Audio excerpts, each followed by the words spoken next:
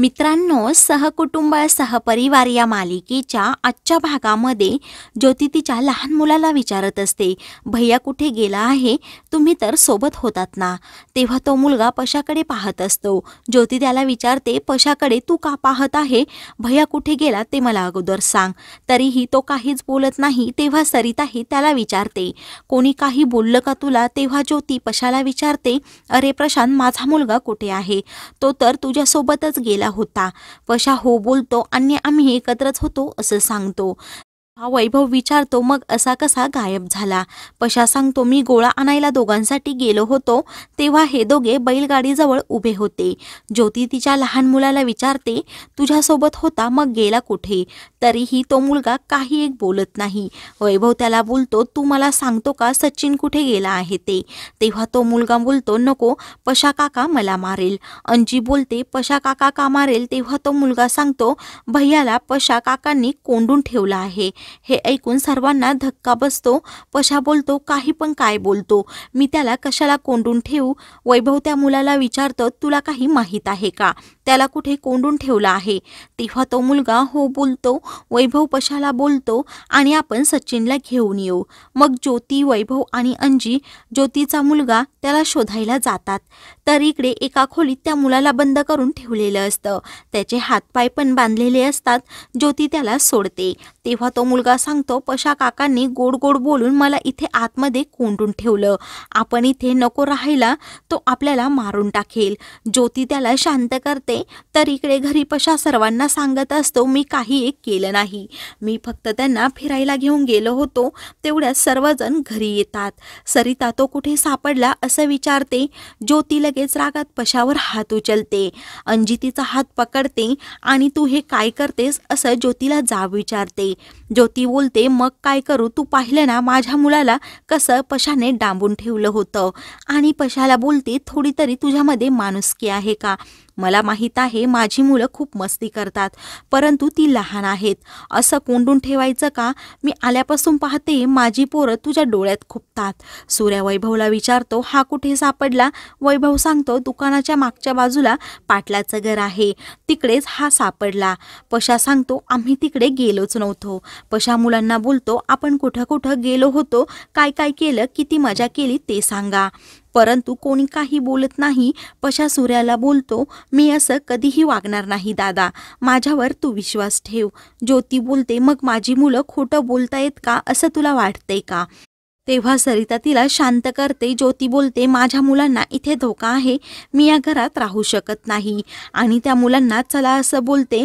सूर्य ज्योतीला थांब असं सांगतो. आणि या घरात कोणाच्या जीवाला धोका नाही.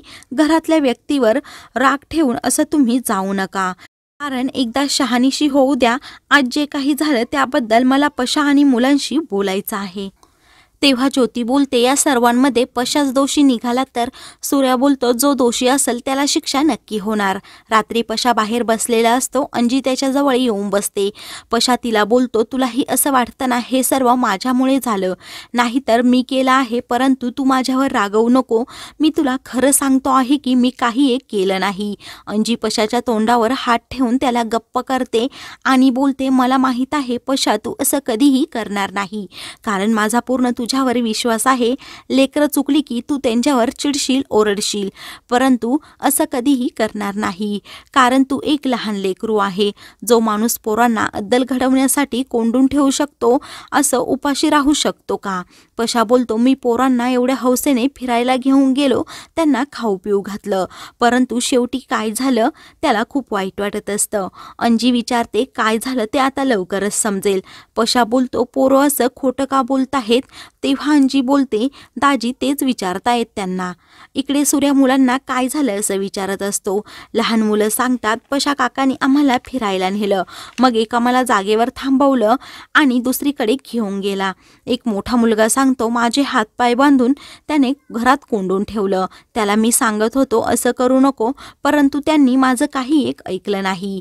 ज्योती बोलते, माझी मुलं खोडकर आहेत, परंतु खोटं कधीही बोलणार नाही. काल पशाने त्यांना जंगलात सोडून सोडून येईल अशी धमकी पण दिली. माझी पोरं लहान आहेत म्हणून असं वागतायत. स्वतःची मुलं असते तर असं केलं असतं का? ज्योती जाब विचारत असते. सूर्या मुलांना विचारतो, म्हणजे पशा तुला खोलीत घेऊन गेला, त्यांनी तुला बांधून ठेवलं आणि तू सांगत होता तरी त्याने ऐकलं नाही. असे उलटसुलट खूप प्रश्न सूर्या त्या दोघांनाही विचारत असतो. ती मुले खूप चलाक असतात. ती खोटी उत्तरं सर्व सांगत असतात. सूर्या ते बरोबर ओळखतो. तेव्हा ती मुलं सूर्यासमोर हो नाही करत असतात. ज्योती तिच्या मुलांना बोलते, तुम्ही खोटं का बोलता? मी तुम्हाला हे शिकवलं का? असं म्हणून त्यांना मारते.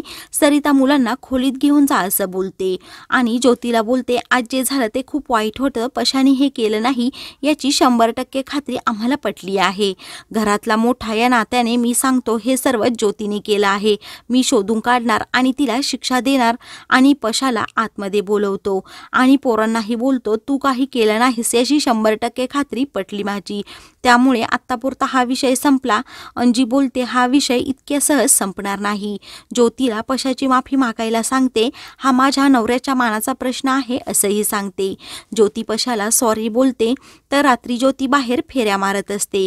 तेवढ्यात पशा तेथे येतो आणि तिला बोलतो, लय मोठा डाव खेळलीस, परंतु तुझं प्लॅनिंग चुकलं. एवढा मोठा खेळ खेळण्यासाठी थोडा विचार तरी करायचा.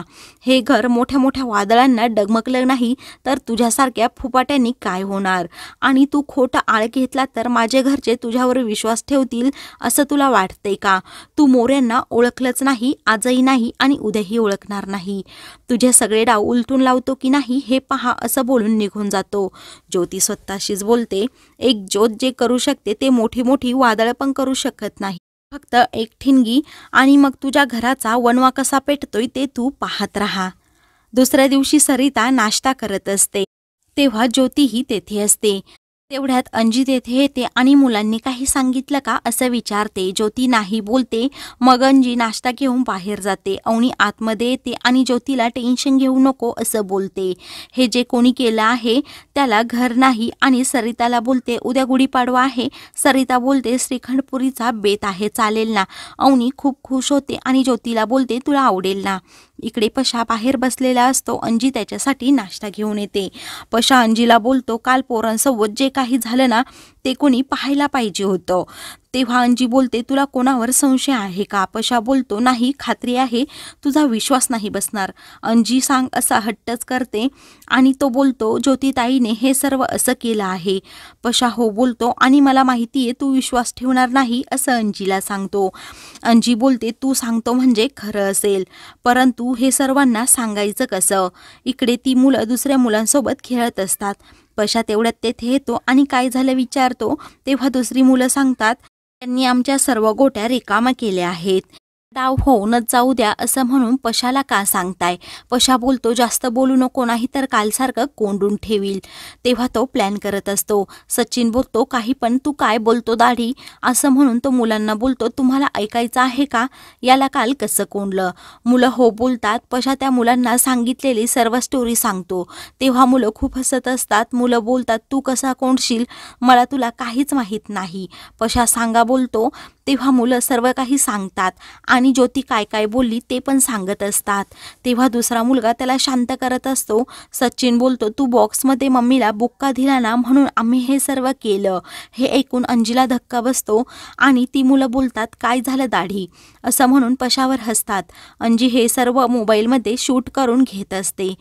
मित्रांनो, पुढील भागामध्ये ज्योतीचं सर्व कारस्थान अंजी पशा मिळून बाहेर काढणार आहेत आणि घरातील सर्वांना दाखवणार आहे. अशाच मालिकेंचे पुढील भाग पाहण्यासाठी चॅनलला सबस्क्राईब करा.